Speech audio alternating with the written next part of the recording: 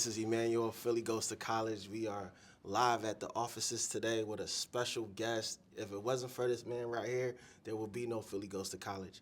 So without further ado, I'd like to introduce everybody to former Mayor Nutter. Hi, I'm Mike Nutter, former mayor of the city of Philadelphia, former member of Philadelphia City Council. Emmanuel gives me much too much credit. It was a collaborative team effort to create Philly Goes to College. When I came into office, this is a while back, testing my memory, but I think adults over 25, we had about a 18% four-year bachelor's degree attainment rate. I thought that was much too low given the wealth of colleges and universities in the tri-state area, about 101. And so along with our team, we were focused very much on high school graduation, college degree attainment, and really boosting the overall educational attainment for citizens here in Philadelphia. And so Philly Goes to College became that main effort. What are some highlights from that? You can remember anything. Sure. I was just with Lori Shore, who was our Chief Education Officer, and Stacy Holland and Laura Shapila, who created the Philadelphia Youth Network. And then my wife, Lisa, was running Philadelphia Academies. And so I refer to them as three L's and an S.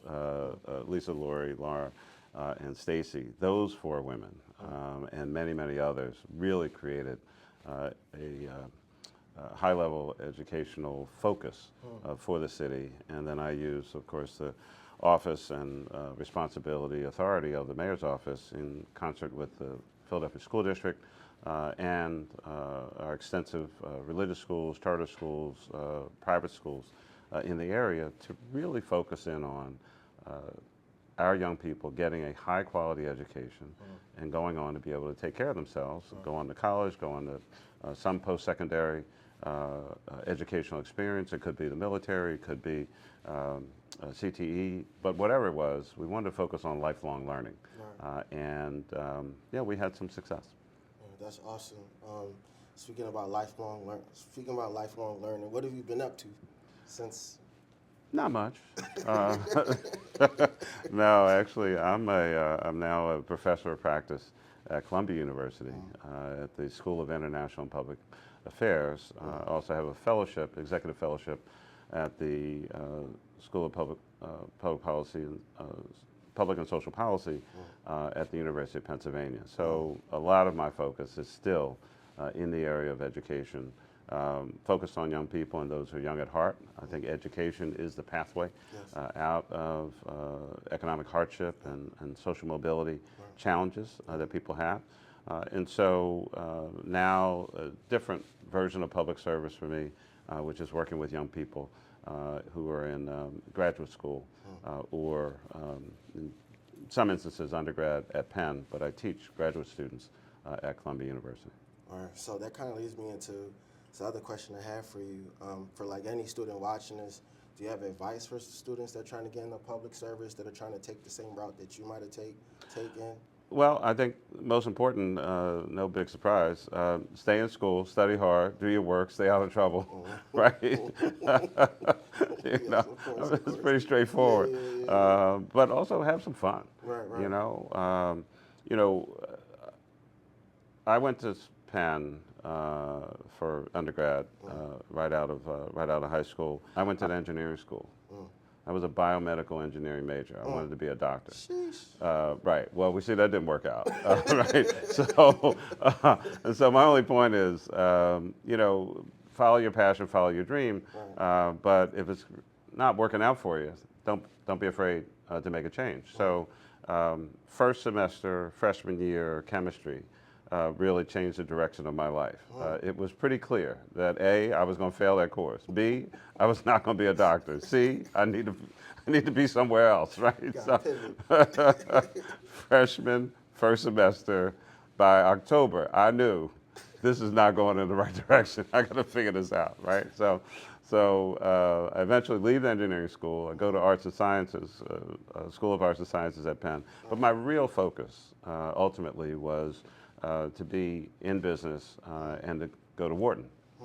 And so I took a very long, circuitous path from engineering to arts and sciences to eventually the Wharton School and graduated in 1979 with a Bachelor of Science in Economics. That really, I learned a ton of lessons, both in school and out of school. I learned about rules, I learned about systems, I learned about decision making. I think the most important thing I learned at Penn was about how to make decisions and how to really think about what are you trying to do? What's the goal? Where are you trying to get to? You know, sometimes you got to go sideways. Sometimes you might have to go south to go north, but you figure it out. And so I just encourage young people, talk to other folks, find a mentor, find a sponsor, find somebody that you can talk to who really cares about you, and that you can share your life goals, your plans, which you may not know what they are at 17, 18. You know, I wanted to be a doctor, but not a physician. So what does that mean, right? I wanted to know and learn medicine because in my mind, I was going to start a company that created surgical instruments, tools, devices, things that doctors would need. And so in the mind of a 17-year-old, I thought I needed to know medicine, become a doctor in order to be able to do that. Clearly that's not true, but what I know. So that's why I went to Penn pre-med. But ultimately found my calling in a totally different way because I was not planning to be involved in politics. Didn't know anything about it. Registered to vote. Voted for Jimmy Carter. It was my first vote for president while I was at Penn. Registered to vote while I was there, but public service was not the path at all. So how you get in there? Was there a mentor? Like, Fell into it. How do you be like, I'm trying to start my own business, and you know what? I'm trying to get into politics. Yeah. Like, how did you do that? While I was at Penn, so my best friend is an entrepreneur, and I was working with his dad. It's Robert Bynum, who owns South and had Warm Daddies and Zanzibar Blue and all that. This is all before your time. You can look it up. I know about South. Don't do that. You know about South. You don't know about Zanzibar Blue. I know. Right. You got me. Exactly. Don't play. So we went to high school together.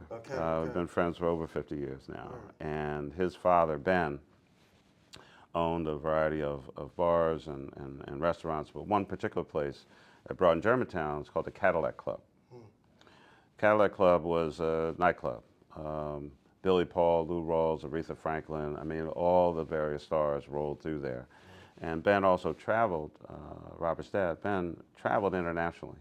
And so in the 70s, he spent a lot of time in Europe and in Africa and a variety of places as a business person, anticipated the disco wave from Europe coming to America, closed the Cadillac Club, turned it into the Impulse Discotheque, which opened in the summer of '76, which was right between our freshman and sophomore year. So Robert and I started working there. I came there in August of '76 and worked at the Impulse for 8.5 years.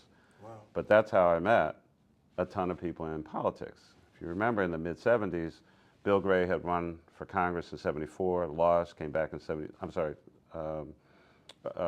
ran in '76, lost, came back in '78 and won.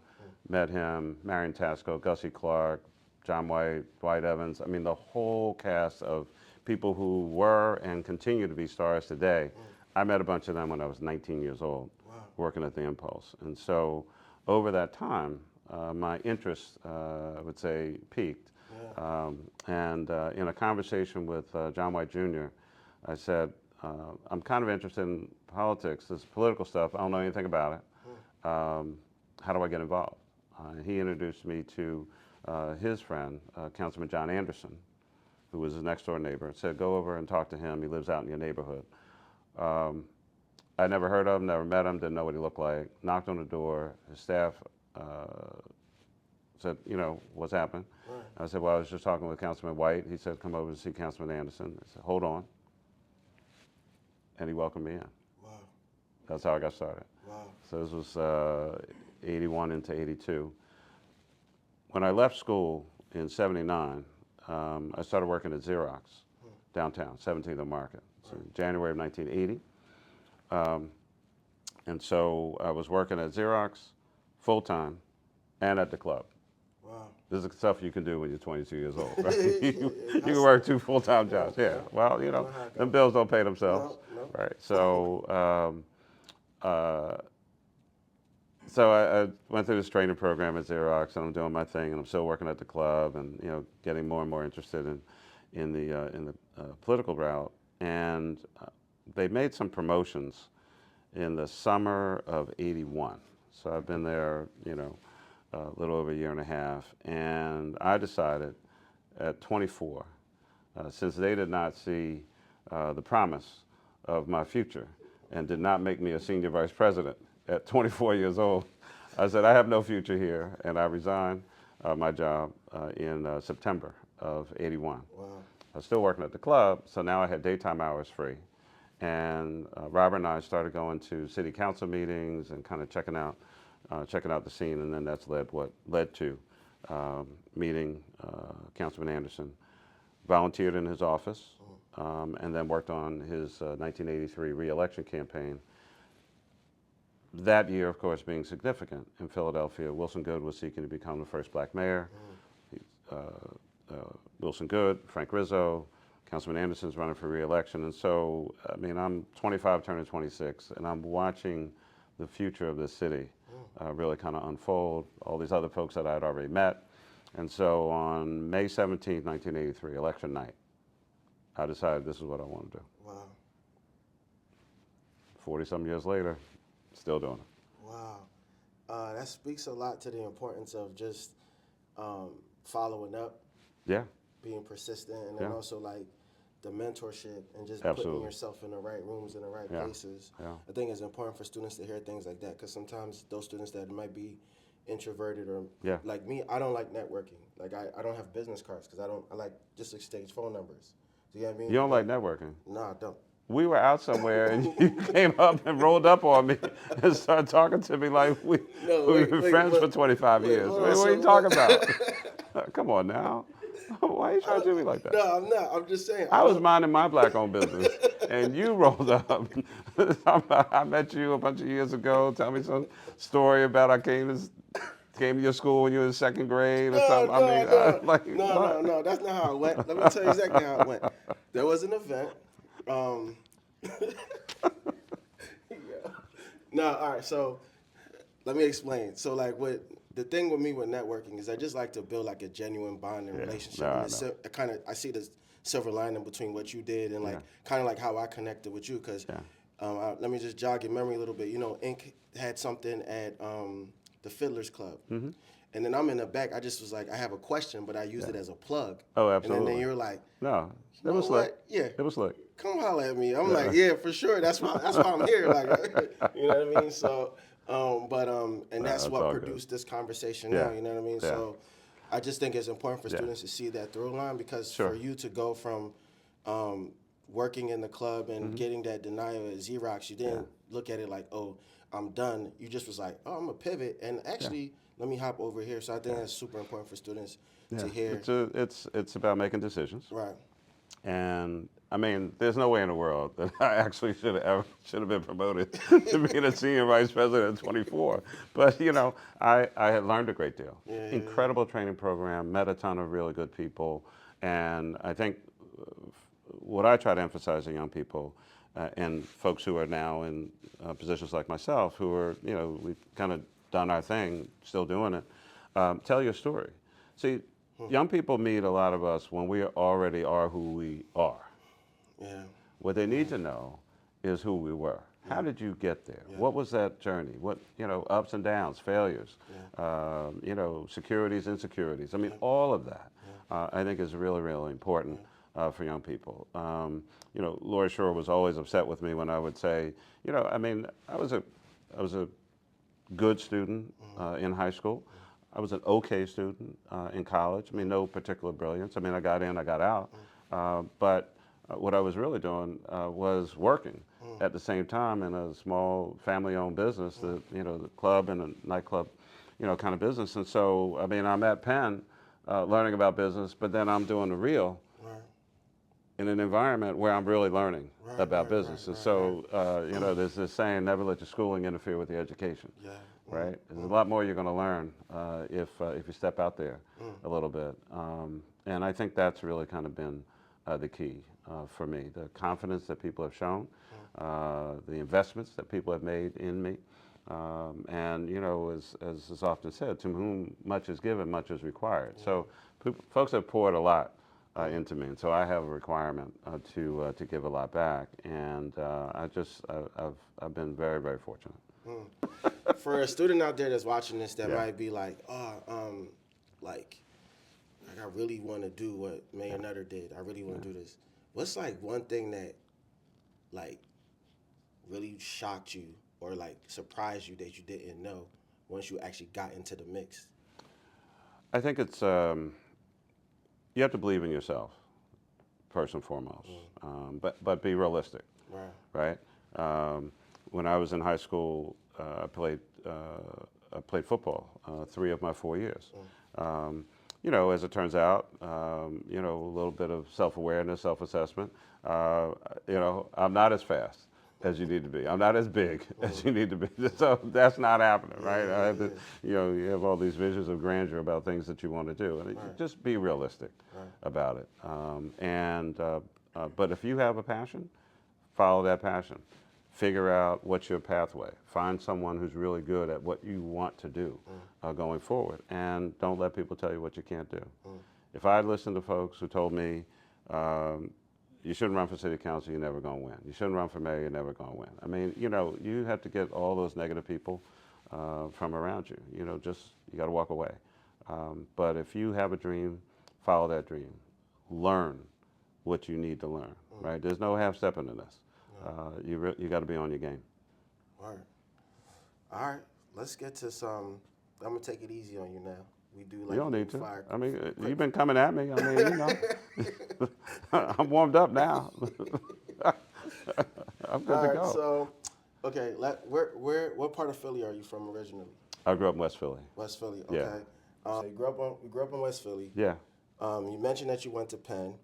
Can Yeah. you just say one more time your major? Sure. And then why did you choose Penn? Because you could have went to any school. Yeah. Well, actually, so I went to Transfiguration grade school. It's a Catholic school. It's now Boys Latin. Okay. Then I went to the prep, right? So G bus to the L to downtown, either the 2 or the subway.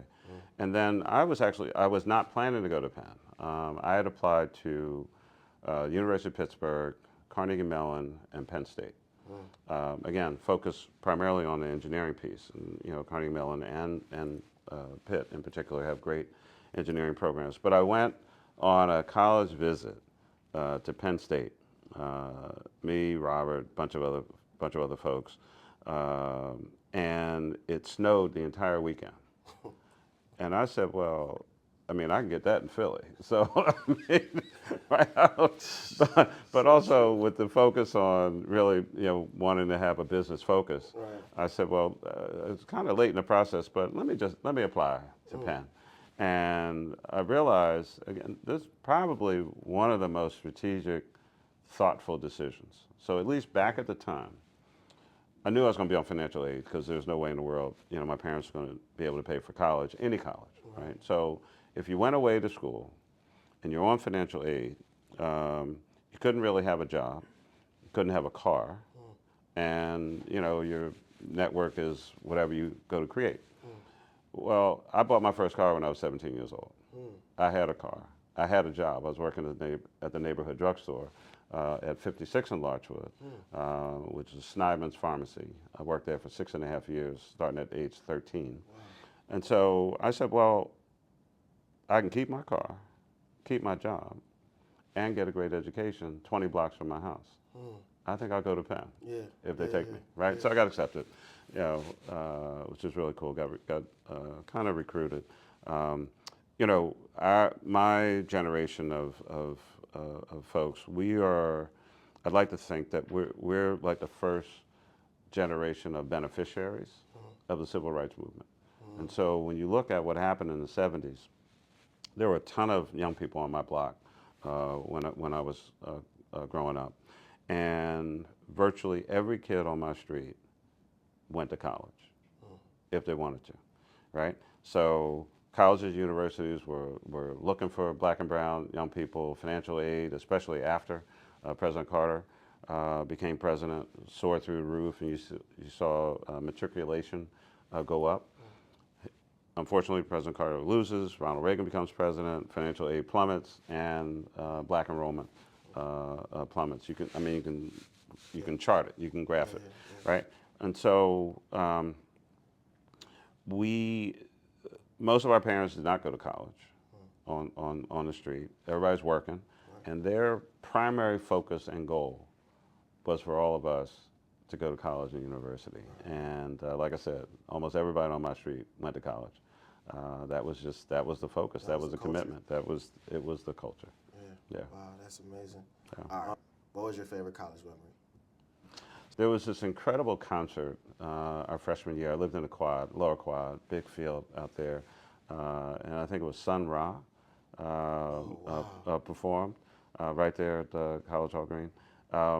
And then in my senior year, Robert and I sponsored a party for our classmates, and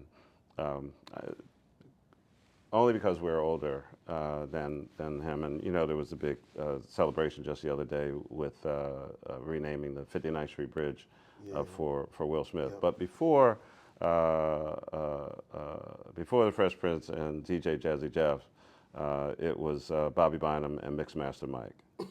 Right?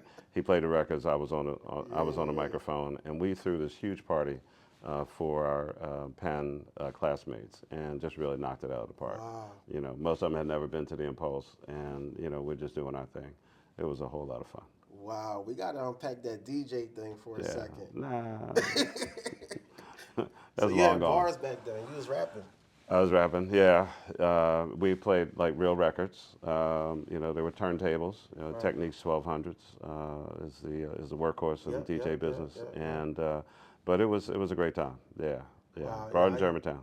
I used to throw parties in college too. Is that right? I went to IUP, yeah. Okay. So Yeah. I definitely know how it is like. Yeah. You had Prince's Total Experience down the street. You had Sid Booker's LaPointe.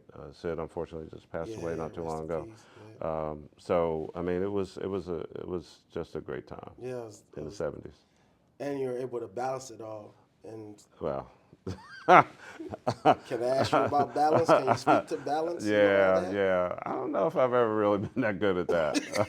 If I'm doing it, I'm doing it. I So can dig it. I should have studied more when I was in school, but I was learning about the future. Right. But the Penn experience was great. Got a great education, met a ton of folks, and it really did propel the rest of my career. Yeah, that's awesome. All right, last question. Yeah. Well, if you could say one thing to your high school self, what would that be? Yeah. Pay attention. Never let anybody stand in your way. Don't let people tell you what you can't do. If you want to do something, dedicate yourself to it. Find the person who's doing it the best. Try to meet them if you can. And if not, read about them.